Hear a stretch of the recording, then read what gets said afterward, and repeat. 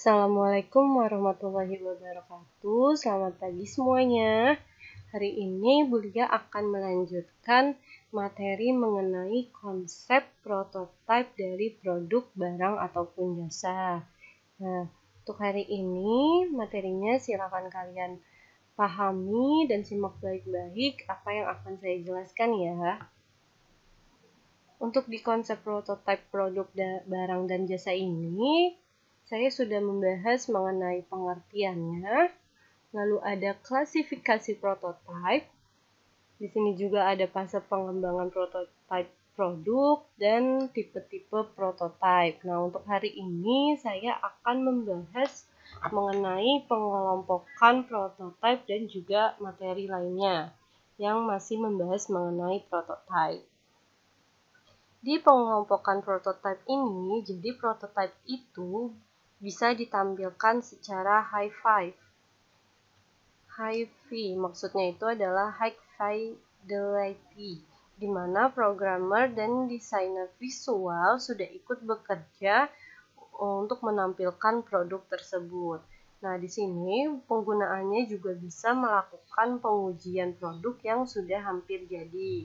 Namun, pengujian produk itu bisa dilakukan sebelum produk tersebut diimplementasikan untuk melibatkan pengguna lebih awal di masa pengembangan produk.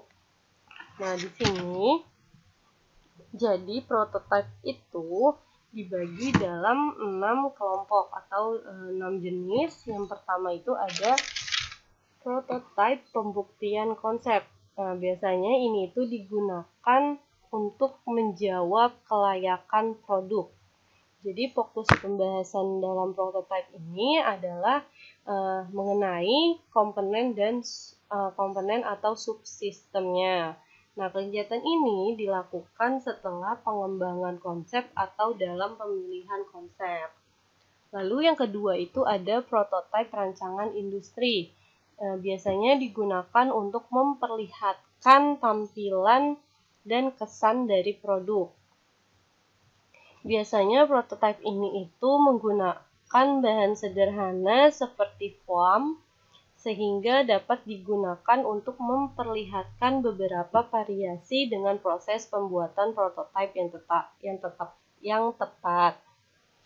Lalu yang ketiga adalah prototipe rancangan percobaan.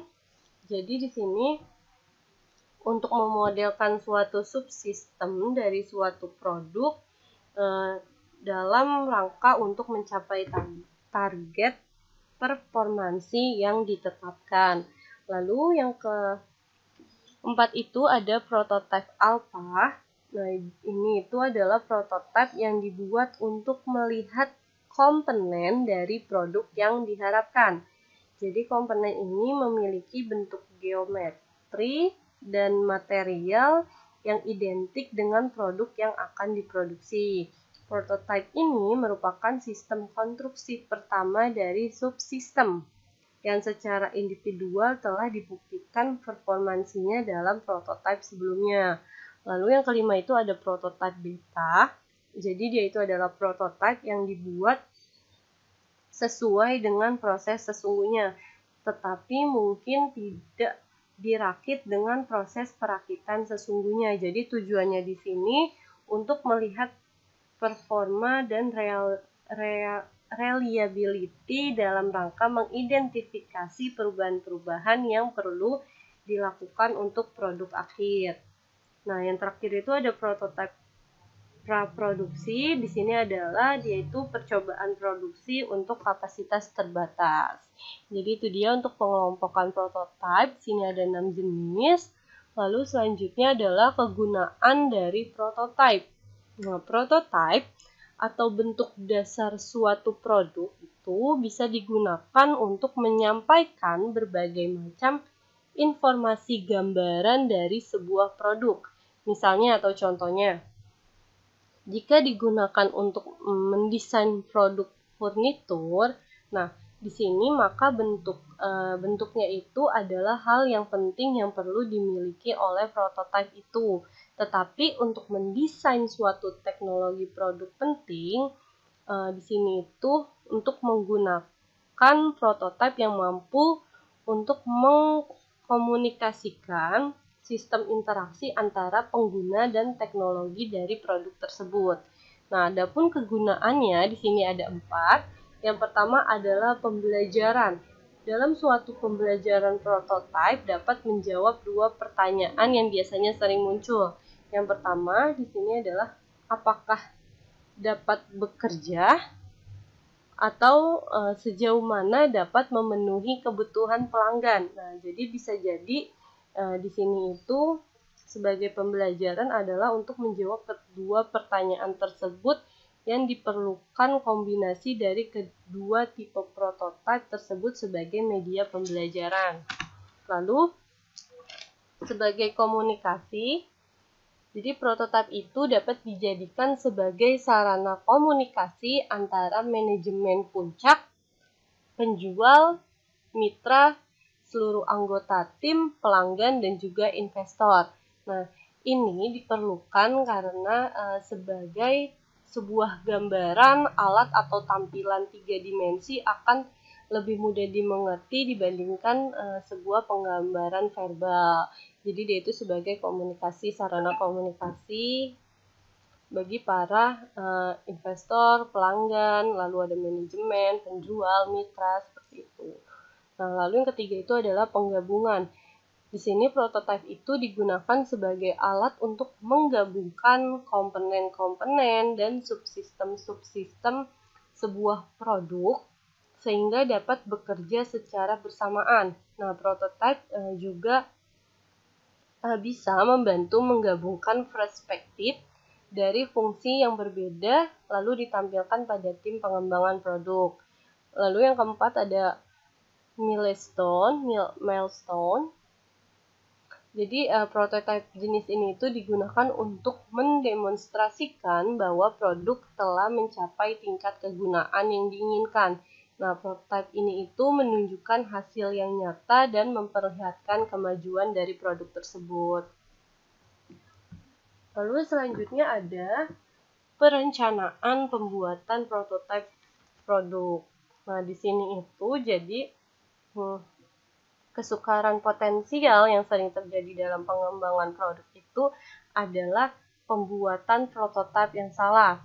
Jadi pembuatan dan pencarian serta pemindahan prototipe, baik itu fisik ataupun analitiknya, yang pada pokoknya itu tidak menyumbang pada tujuan proyek pengembangan secara keseluruhan. Nah, penetapan ini harus secara hati-hati, di mana setiap prototipe itu sebelum untuk memulai tahap usaha untuk membuat, maka perlu dilakukan yang namanya pengujian terlebih dahulu. Nah, di sini langkah-langkah dalam merencanakan pembuatan prototipe produk itu yang pertama adalah menetapkan tujuan prototipe. Nah, tujuan prototipe di sini itu yaitu adalah untuk pembelajaran, komunikasi, penggabungan, dan juga milestone. Nah, dalam menetapkan tujuan sebuah prototipe, tim itu harus melakukan pendataan mengenai pembelajaran dan kebutuhan komunikasi. Jadi, anggota tim itu juga harus melakukan pendataan beberapa kebutuhan penggabungan baik yang disetujui ataupun tidak. Nah, prototipe ini diharapkan menjadi sebuah kesatuan dari penggabungan beberapa tujuan yang sudah dimiliki. Lalu, yang kedua itu adalah menetapkan tingkat perkiraan konsep. Jadi, di mana kita merencanakan sebuah prototipe itu, kita membutuhkan tingkatan di mana produk akhir yang diperkirakan akan ditetapkan. Jadi, tim harus mempertimbangkan apakah prototipe fisik diperlukan ataukah cukup di analitik saja. Lalu yang ketiga adalah menggariskan rencana percobaan. Nah, penggunaan prototipe dalam pengembangan produk itu biasanya dianggap sebagai sebuah percobaan. Nah, dalam praktik percobaannya, yang baik itu membantu untuk menjamin penggalian nilai maksimum dari kegiatan pembuatan prototipe tersebut. Di sini, rencana percobaan itu biasanya meliputi identifikasi variabel percobaan, jika itu ada, lalu protokol pengujiannya, sebuah identifikasi mengenai pengukuran apa yang akan ditampilkan, dan sebuah rencana untuk menganalisis data dari hasil produk tersebut. Lalu, yang terakhir di sini yang keempat adalah membuat jadwal untuk perolehan, pembuatan, dan juga pengujiannya. Nah, pembuatan dan pengujian prototipe itu biasanya mempertimbangkan subproyek dalam keseluruhan proyek pengembangan. Nah, tim itu di sini sangat memerlukan jadwal kegiatan pembuatan prototipe. Jadi, jadwal itu di sini sangat penting, jadwal yang penting di mana kapan bagian-bagian akan disiapkan untuk dirakit, kapan prototipe itu akan diuji pertama kali, dan juga kapan prototipe itu akan selesai diproduksi. Nah, tadi itu dia untuk langkah-langkah untuk merencanakan pembuatan prototipe produk. Jadi ada 4. Yang pertama adalah menetapkan tujuan dari prototipenya, lalu yang kedua adalah menetapkan tingkat perkiraan konsepnya seperti apa, lalu yang ketiga menggariskan rencana percobaannya, dan yang keempat adalah membuat jadwal untuk perolehan, pembuatan, dan juga pengujian dari prototipe tersebut. Nah, di sini yang terakhir itu ada metode prototyping. Jadi, metode pembuatan prototipe ini dibedakan menjadi 2. Ada metode non-komputer atau manual, dan juga ada metode berbasis komputer. Untuk metode non-komputer, jadi metode pembuatan prototipe jenis ini itu biasanya akan dikerjakan lebih awal.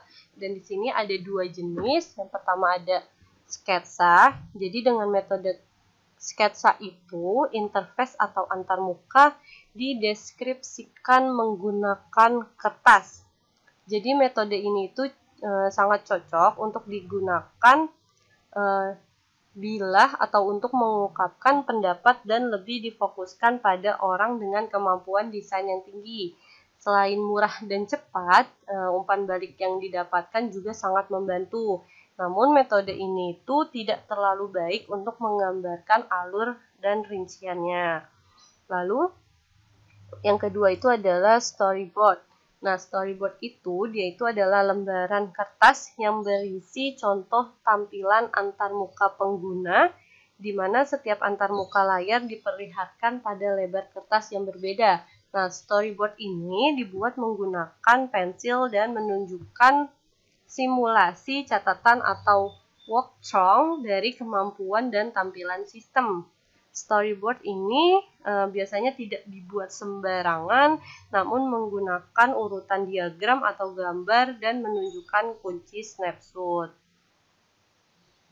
Nah, jadi storyboard ini dapat diperlihatkan pada teman satu tim atau pengguna potensial, sehingga orang lain itu dapat melihat visualisasi dan komposisi dari antarmuka yang diharapkan serta memberikan kritik ataupun saran.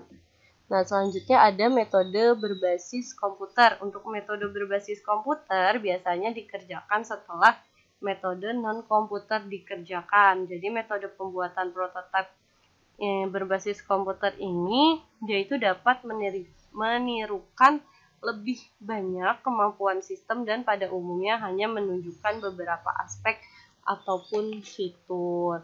Nah, di sini biasanya para pemakai itu lebih segan untuk menyarankan perubahan sekali ketika mereka melihat prototipe yang lebih realistis, karena prototipe itu dapat berpusat pada detail yang lebih banyak. Jadi prototipe di sini itu lebih cepat digambarkan dengan suatu metode berbasis komputer yang dapat membantu untuk mengurangi iterasi siklus pengembangannya.